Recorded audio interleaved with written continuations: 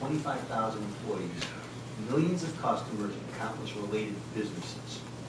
How would you grade Governor Patrick's performance? And if you were governor, what would you have done? I think Governor Deval Patrick got too involved when he suggested to the employees they should go back to work. There are professional arbitrators. I mean, we have example after example of how not only this governor, but others in the past have not treated problems within government. We expect them to go out into a private industry and do any better. No, I think you should sit on the sidelines and watch this play out. This is a free market issue. I issued a press release recently about this. I admire the employees. I mean, many of these people are sacrificing possibly their houses with their mortgages on the line or their college education. And I likened it to the spirit of the Tea Party. I mean, they are fighting against the establishment of a private business. The Tea Party is fighting against the establishment of government and political parties. It's the same type of spirit. I admire it. I don't know how it's going to shake out. But here's what I told them. The demand for groceries is not going away. Even in the worst case scenario, if Market Basket were to fail, those employees, and they're very good employees, that's why customers come back to Market Basket. Those employees are going to be in high demand. Because the demand for groceries isn't going away. It's a supply and demand issue. It's a free market issue. It will play out.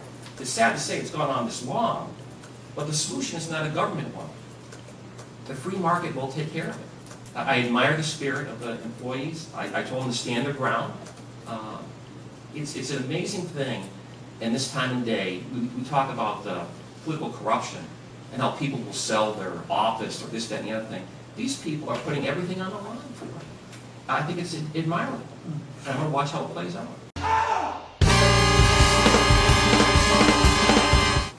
A recent report about the working poor living in the Commonwealth stated that 1 in 5 workers in the state make less than $12 an hour. What initiatives do you support or propose to help the many families in our Commonwealth that are struggling to pay their rent, buy food, and take care of their families? So I've had this experience where 4 of my previous employers have closed their doors and not gone out of business. They moved out of state. We've driven businesses, people, and jobs out of the state, and we've welcomed in illegal immigrants, many of whom are working at these low-paying jobs. I have a 4-point program to make Massachusetts business-friendly. We cut the corporate tax rate. We're in competition with other states. We cut the corporate tax rate to make it comparable to those states where we're driving businesses out. New York has done it. New York is second, believe it or not. Liberal New York is second on the list of those states that are creating new jobs. They've done it because they created 0 tax-free zones. And businesses are flocking there. We do the same thing here in Massachusetts. Secondly, we stop the overburdensome rules and regulations that drive businesses out of Massachusetts and keep businesses from coming in. One quick story. A fellow a year ago that I know has a machine shop. He was fined $7,000 because the sign on his wall that said hazardous material didn't say hazardous waste. And rather than giving him the 30 seconds to change it, he was fined $7,000. That's got to stop. Thirdly, we stopped the taxpayer funding of fad industries like Evergreen Solar. 58 million taxpayer dollars went to that company. In just 2 years, they closed their doors, moved to China, and 800 people lost their jobs. Lastly, we eliminate the obscure inventory tax. This keeps big distribution centers from coming here to Massachusetts. They would have to pay tax on all their inventory. But Massachusetts is in the center of New England. It's ideal for distribution centers to serve all of New England and New York. And they will bring with them good paying jobs, material handling, logistics, administrative, and transportation. That's how we make Massachusetts business friendly. The state budget has increased $10 billion since 2006, and yet the total amount of state and local aid to cities and towns remains $400 million less than pre-recession levels. What's happening here? Yeah, it's a problem. It's a Democrat problem. Local aid should be increased. And I think the problem here stems from illegal immigration. We have plenty of funds to go to illegal immigrants, tons of funds. It's $2 billion a year. We have a current sitting attorney general who says it's not illegal to be illegal in Massachusetts. Under a Fisher administration, it will be. And what does that do? It frees up $2 billion a year. Divide that number by the number of cities and towns in the state of Massachusetts, That's $5 million in local aid. $5 million. Police, firefighters, teachers, however they want to be used. Here's the solution to the problem right there.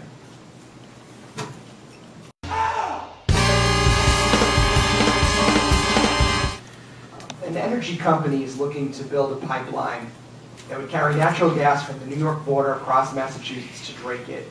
Do you support the pipeline? And if you're governor, what role will you play in the approval process?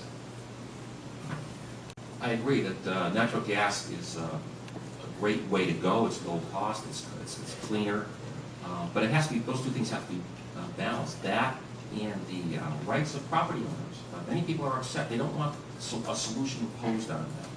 And we cannot please all the people all the time, but I want to make sure as governor, and I want to make this clear, that I want input from those people. Those people that are going to be impacted or affected by the pipeline, I want to hear what they have to say. Maybe there's ways to route that pipeline differently to have a less of an impact or no impact on them. But we have to have a process that doesn't impose on people, but hears from them, be flexible, and see how we can accommodate as well. I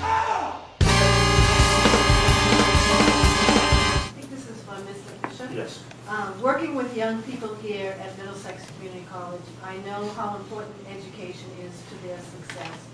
Unfortunately, thousands of young men and women graduate from our high schools but are unable to attend or afford a college education because of their immigration status. Our state legislator has debated this issue a number of sessions, but as of today, Massachusetts is one of the states that does not allow for in-state tuition.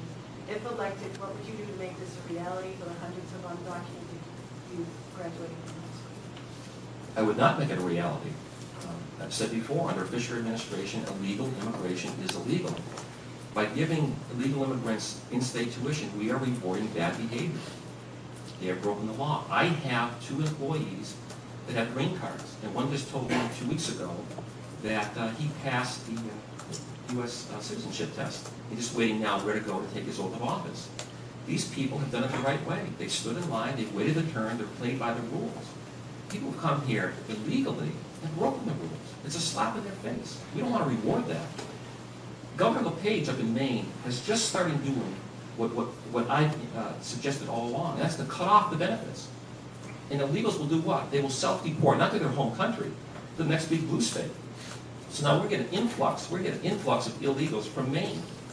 I want to do the same thing here in Massachusetts, so that influx goes from Massachusetts to New York or California.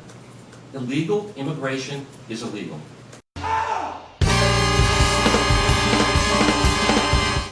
As a product of the American dream, I was the first in my family to go to college and own my home.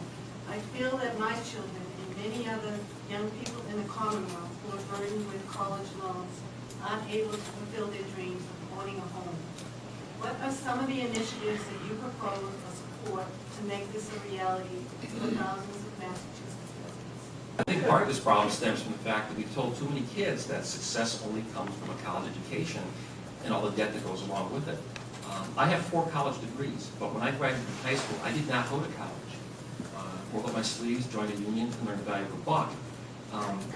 What I would like to do is, back in middle school, it was called junior high when I was going to school, we had wood shop, we had metal shop, we had vocational skill programs, we had home economics. Those are gone now for middle school students. I want to reintroduce those. I think, if nothing else, we want to broaden students' exposure to these things so they can find out what gifts and talents they have, what they like to do, what they do best. They step forward and test the waters. I was looking for 6 machinists 6 years ago. I went to Worcester Voc. They had 1 student in the machining program at Worcester Voc. This is because we pushed too many kids into college and all the debt that goes along with it. There are good paying jobs as mechanics, plumbers, electricians, carpenters. We need to tell kids it's okay to do those types of things, but in order to start the process, we've got to introduce those types of vocational skill programs in the middle schools. Be a big advocate for that. Thank you.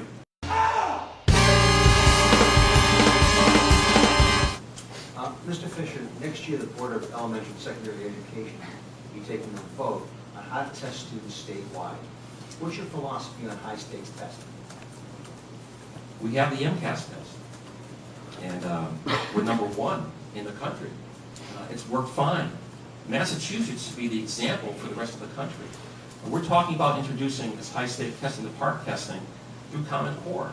It's a federal program, maybe even a higher than that program. Massachusetts shouldn't be adopting any new high-stakes testing. The mass testing that we have now does just a fine job. So I'm against Common Core, and I'm against the high-stake testing, the PARC test that goes along with it. I've taken a stand on it, and it's very clear. I will opt out of Common Core and the high-stakes testing that's associated with it, as New York has done, as Kentucky has done, as Florida has done. And I stand with the Chicago Teachers Union, and I stand with the New York Teachers Union, who are against Common Core and the high-stake testing as well. Fisher, community colleges play a vital role in training and retraining the workforce. If you are elected governor, can you share some ideas on how your administration would create access to employer partners and generate more collaboration between businesses and community colleges in Massachusetts? So I'm a graduate of a community college. It was a wonderful experience. Did a fantastic job in my education. It's an interesting thing. As I said, I went to local schools, I've been to community colleges looking for people to partner with us. We had Manufacturing Day. Manufacturing Day is the first Friday in every October. We had an open house 3 years ago, and we had a number of students from community colleges and both schools come. And many of them tell me that they're looking to go on to further their education, to get either a BS degree or something higher. And I try to tell them that that's fine, that's what I did. But there are good paying jobs out there with associate's degrees. And there shouldn't be any stigma associated with that, either having a technical degree or an associate's degree and going out and finding a good paying job. So I would try to be in a bully pulpit and advocate for that.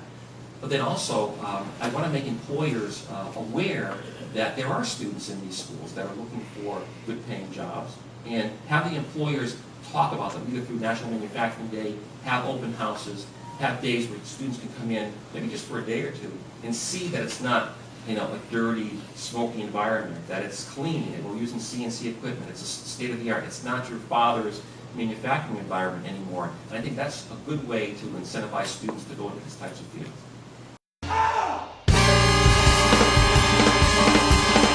And this comes from a woman who sent me an email today. She's from Dracut, an elderly woman who's lived in her home all her life.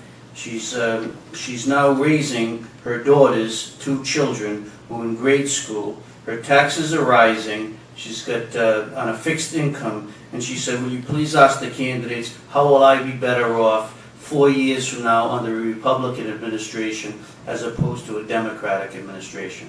So that goes to Mr. Fisher first. Well, I got that question, actually, a week ago. I was at Rosie's place, shelter for homeless women in Boston. And when I go around, I have a campaign stump speech, and I talk about illegal immigration and cost to citizens of Massachusetts, and I talk about EBT card reform and welfare reform. I didn't have the chance to make that point, those 2 points, because the 150 women there that I was talking to asked me first, what are you going to do about illegal immigrants? They're taking the beds in our shelter. They're cutting the line in front of us. They're getting our services. What are you going to do about it? And before I could answer that question, another woman said, what are you going to do about these dead people getting EBT cards? This is not a conservative, right-wing, Tea Party issue. It's affecting homeless women. It's affecting the woman that Jim just talked about. We don't have a revenue problem in Massachusetts. We have this enormous spending problem that's being spent on the greedy when it should be spent on the needy. It's being spent on illegal immigrants, and it shouldn't be. It's an enormous amount of money. $400 million in abuse and fraud in the EBT card system. We give EBT cards to over 1,000 dead people, $2 billion to illegal immigrants. That's why this woman has a difficulty. That's why the people at Rosie's place have difficulty. I talked about the solution for illegal immigrants. EBT cards. The requirement for photo ID, no exceptions. Only about 50% of the cards have them now. No exceptions. In those hardship cases where people are bedridden or in their homes, then fine. The caregiver's photo goes on the card as well. No cash from ATMs. EBT cards cannot be used for alcohol, tobacco, pornography, tattoos, and rightly so. But an EBT card recipient can go to an ATM, get cash, and buy those same things. We enforce that. And also a drug test. They have to take it, they have to pass it. Again, we don't reward bad behavior. We don't want to be sponsoring your drug habits. This is the reform of the EBT card system. We use the existing cash we have to help those in need.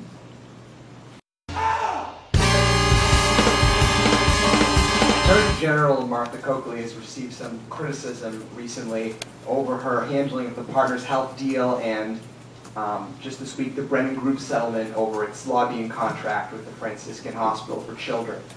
If you were governor, would you get involved in these deals and others that might not necessarily benefit the public? In addressing the cost of health care, I use the example of car insurance. With car insurance, we opened up the borders. We allowed out-of-state insurers to come into the state and compete. And our car insurance premiums went down by about 13%. We need to do that with health insurance as well. Secondly, again, using the same analogy with car insurance, we use car insurance for catastrophic types of things, collisions or theft, but we don't use it for routine expenses of gas, oil, wiper blades, tune-ups, tires, things like that. We choose where to go for that, and that's what keeps those kind of prices of those things lower. So, for example, even under Obamacare, the Affordable Care Act, there is an option for catastrophic coverage. It's usually used by younger people, but the premiums are much lower. The savings from that go into the patient's pocket. I would want them then to choose routine care. They can choose where to go for their routine tests, what doctor, what medical facility. And that competition, that free market source, will drive prices lower and keep them lower. That's how I think we need to address the issue of cost containment within the healthcare industry. But just simply yes or no to both of you. I mean, if a governor thinks that a constitutional officer has done something that is against the best interests of the people of Massachusetts, what recourse does a governor have to step in and say that's right or or wrong? So the Attorney General's office is an elected official. If she's done something illegal, then I agree exactly with what Charlie would propose. However, your question was, what if it's not something in the best interests of the citizens of the Commonwealth? Well, she's an elected official. That position is an elected office. We can use the bully pulpit of the governor's office and point these things out. Then it's up to the people who elect that person to say, is this the right thing? Is it in the best interest of us or not? And they have the final choice on that decision.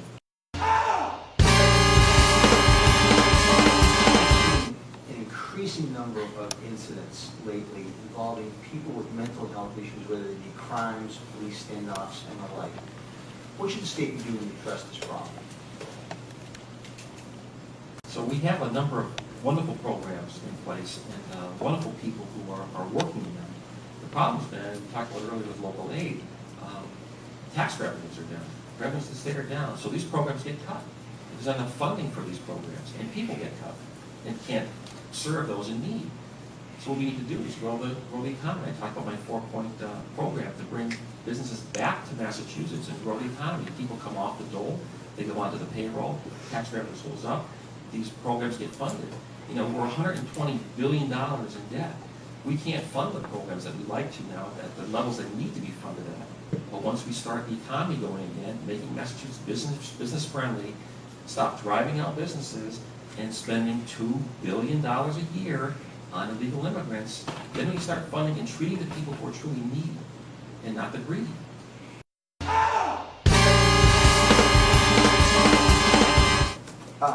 A law signed by the governor this summer now allows police chiefs to go to court to try to prevent a person from acquiring a rifle or a shotgun in addition to handguns, which they were already allowed to deny. Would you have supported this bill, and are there any additional steps that you as governor would take to curb gun violence? No, I wouldn't have signed it. Massachusetts has some of the strictest gun laws in the country. If anything, we need to lighten them up. And the law that he passed did just that. There was one aspect of it. Massachusetts was the only state in the country that required an FID card for the purchase of pepper spray. My mom is 83 years old. She had to go get an FID card to get pepper spray to protect herself. The law that Governor Patrick just signed lowered the limit. I think if you're over 18 years old, you don't need an FID card to go get pepper spray. These laws that are passed in Massachusetts affect law-abiding gun owners. They do nothing to prevent gun violence. We need to enforce the existing laws that we have. And the story I tell, and I built my own shotgun. When I went to get my FID card many years ago, I counted the many number of laws that were on the books, any one of which you broke would prevent you from legally obtaining a gun, firearm in Massachusetts. There were 98. 98. So the moral of the story, I tell people, if you want a good neighbor, find yourself a law-abiding gun owner, because they have to be squeaky clean. They've already been vetted by the police chiefs of Massachusetts. Two candidates for Attorney General are pushing smart gun technology. They say it would take care of a lot of this illegal gun trafficking, because the gun wouldn't work unless it has the fingerprint of the owner. Mr. Fisher, are you in favor of smart gun technology, or that just won't solve the problem? No, again, I'm against it. Enforce the laws that we have. That will solve the problem. Here's the thing. I just think this is an enormous waste of time on the part of our state legislature. Many people are harmed and many people are injured through government incompetence. And all we have to go down is DCF, the drug lab scandal, the compounding pharmacy scandal. Let's solve those problems. There's where the injuries take place. There's where the deaths take place. They can't solve those problems, so they turn to legislation and pass it and try to pat themselves on the back and tell their constituents that they're doing something for them. And in fact, they're only targeting law-abiding gun owners. Let's solve the problem of government competence.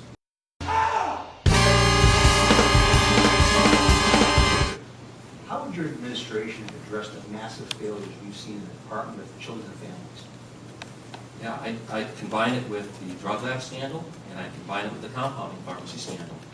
I think the solution is pretty simple, actually, but it's interesting. The heads of those departments, when they were let go or resigned or moved from the head of the department to a consultancy position, complained about the fact that these problems occurred deep down inside of very big, very large organizations. That was the problem why they didn't find out that they were problems until much later, and they festered and got much, much bigger.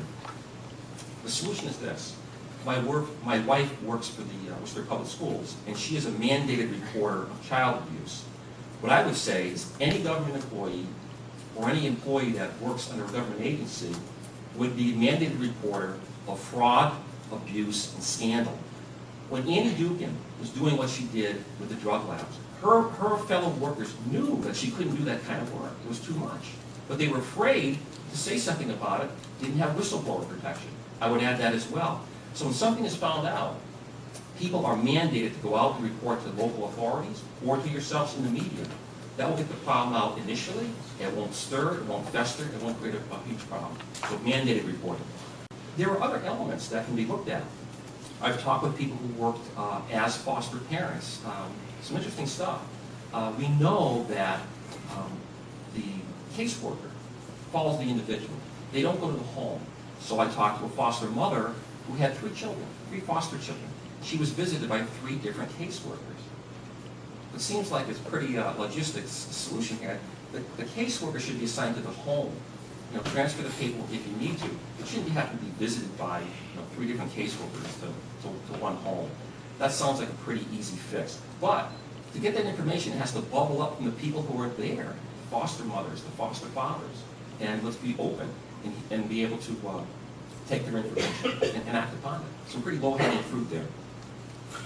Just one question, follow-up.